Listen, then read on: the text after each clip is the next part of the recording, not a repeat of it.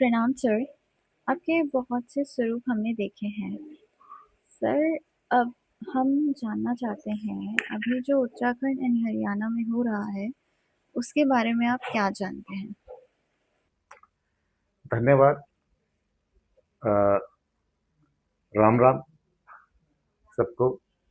सत श्री अकाल। जय जैनेन्द्र। गोलू महाराज की जय। आप शायद मेरा उत्तराखंड और हरियाणा को लेकर मेरा परिचय चाह रही हैं, जानना चाह रही हैं। हम बहुत सारे वर्टिकल्स पे काम कर रहे हैं,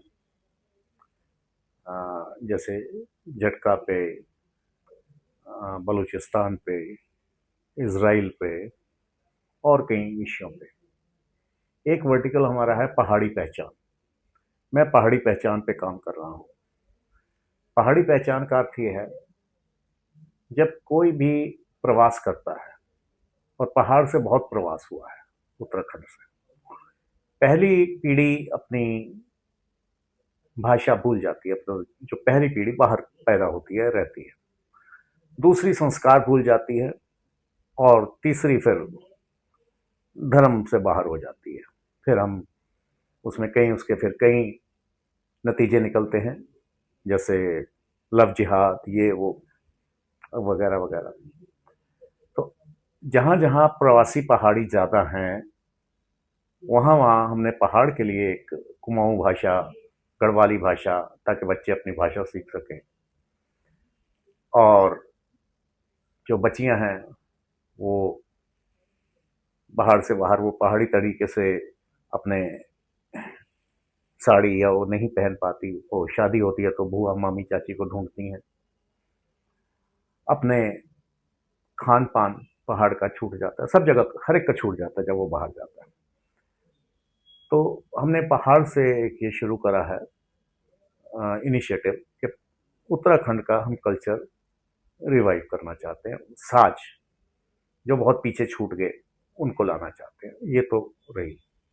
दूसरा आपका सवाल था हरियाणा और उत्तराखंड में जो विवाद चल रहा है। कुछ उद्दंड हरियाणवी और कुछ उद्दंड उत्तराखंडियों में विवाद चल रहा है। पहली चीज तो हम जहां जाते हैं वहां के कल्चर को संभालना चाहिए, समझना चाहिए। और जहां जाते हैं उन्हें भी जाने वाले को समझना चाहिए। कल्चरल शॉक नहीं होने चाहिए। एक किसी प्रदेश में या किसी परिवार में एक चीज बहुत सहज होती है, दूसरे में उसको अच्छा नहीं माना जाता। ये आरोप प्रतिरोप से दो बहुत अच्छे राज्य आमने सामने खड़े हो जाएंगे, अभी नहीं है, परंतु ये आरोप प्रतिरोप अगर लगते रहेंगे, दोनों तरफ से गलतियां होंगी, या गलती से भी ज्यादा मिसअंडरस्टैंडिंग होगी। जैसे कोई पूछ रहा था कि ये देवभूमि कैसे है, वो तो कहते आए हैं हम लोग। बल्कि मैं कहूंगा कि उत्तराखंड देवभूमि है और हरियाणा भी है। गीता कहाँ उच्चारण हुई, ज्ञान कहाँ गया दिया गया, हरियाणा। तो हरियाणा भी देवभूमि है। हाँ, हम उत्तराखंड को देवभूमि के नाम से जानते हैं।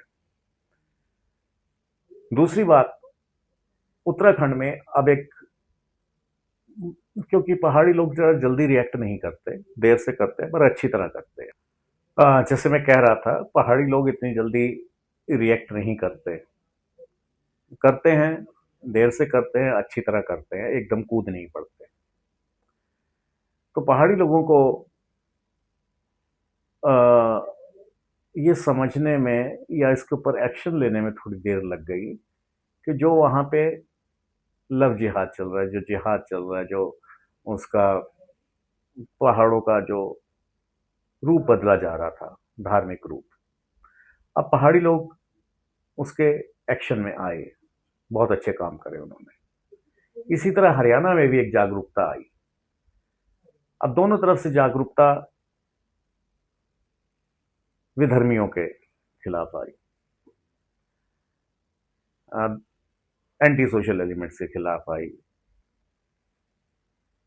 तो उस अब ये जो एंटी सोशल एलिमेंट है, एक पूरा एक सिस्टम है जो लादना चाहता है जिहाद ये वो, उसको इससे तकलीफ पहुंची कि ये दोनों क्यों, स्टेट्स क्यों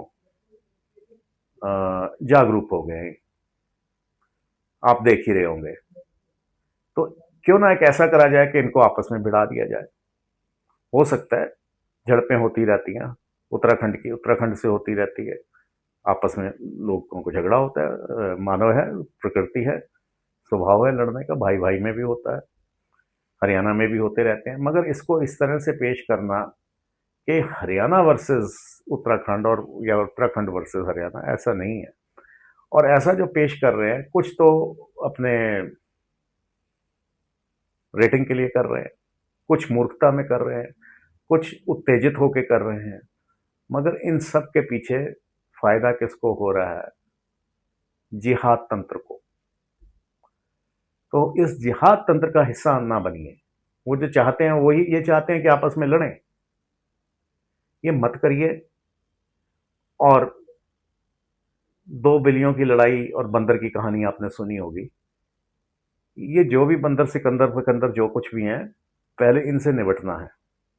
और आपस में हो सकता है कुछ गलतियां हुई हो, कुछ इधर से कुछ उधर से, वो सब परिवार का मामला परिवार में सुलझ जाएगा, कोई बात नहीं। वैसे इतना बड़ा मामला है भी नहीं। अब जैसे कोई कह रहे थे कि हरियाणा ने दिया क्या हमारे यहाँ, भाई ग्रीन रेवोल्यूशन जो हुआ वो पंजाब से हुआ, कंबाइंड पंजाब, जिसका हरियाणा हिस्सा था। हरियाणा का उसमें पूरा हक है, उसके ऊपर वो पूरा हिस्सा था उस ग्रीन रेवोल्यूशन। पहाड़ ने बहुत कुछ दिया, हम उनको गिनवा ही नहीं सकते। मैं जो पहाड़ी पहचान की बात कर रहा हूँ, हम एक ऑर्गेनाइजेशन रन कर रहे हैं। पहाड़ के खाने, पहाड़ के भाषाएं, ना खाली गढ़वाली और कुमाऊनी, और भाड़ी बहुत छोटी छोटी भाषाएं हैं जो पहाड़ की लुप्त हो रही हैं, उनको भी हम जिंदा करने पे लगे हुए हैं। दिल्ली में और शहरों में जहाँ पे पहाड़ी प्रवासी बहुत हैं, उन बच्चों को उनका कल्चर, उनकी संस्कृति हम लेके आ रहे हैं। हरियाणा में एक एडवांटेज है, क्योंकि जो दिल्ली आ जाता है, दिल्ली हरियाणा से इतना पास है, या हरियाणा दिल्ली के इतना पास है कि उसमें कल्चरल इरोजन कम होती है। हालांकि होती है, मेरे मित्र हैं, मेरे कुछ मित्र हैं सोनीपत के, पानीपत के गांव है आमली, वहां पे वहां से हैं। तो उनके बच्चे कहते हैं, मम्मी पापा आप कैसी भाषा बोलते हो, आपकी हिंदी कैसी है। हमको अपनी सब लैंग्वेजेस को, डायलेक्ट्स को जिंदा रखना है। और ये भाषा का या उत्तराखंड का विवाद नहीं है, हरियाणा का विवाद नहीं है। गलती हमारी है, हम अपनी सभ्यता को भूल गए, हम अपने संस्कार भूल गए, हम अपनी भाषा भूल गए। तो उसको हमको दोबारा जीवन देना है। इसके लिए पहाड़ी पहचान पहाड़ का काम कर रही है। कल हो सकता है हम तमिलनाडु के लिए भी करें काम। अब सिर्फ मैं इतना अनुरोध करूंगा कि अपना दुश्मन पहचानो, और वो आपको लड़ा रहा है क्षेत्रवाद पे, भाषा पे। हम सब एक हैं, भारतीय हैं, और भारतपंथी हैं। जो लड़ाने वाले हैं वो विदेशी हैं, विदेशी मानसिकता, विदेशी विचारधारा। और ना विदेशी से भी कोई समस्या नहीं है, मानव विरोधी सोच और ऊट पटांग बातें। कोई कहता है 72 दिलवा दूंगा, कोई कहता है 74 दिलवा दूंगा, और उनकी बातों में हम आ रहे हैं 72 पुरा वालों की। कृपा करके मेरे उत्तराखंड के भाइयों, मेरे हरियाणा के भाइयों, हम एक ही हैं। दुश्मन हमारा कोई और है, उसकी षड्यंत्र का हिस्सा ना बने। जय उत्तराखंड, जय हरियाणा, जय भारत। धन्यवाद।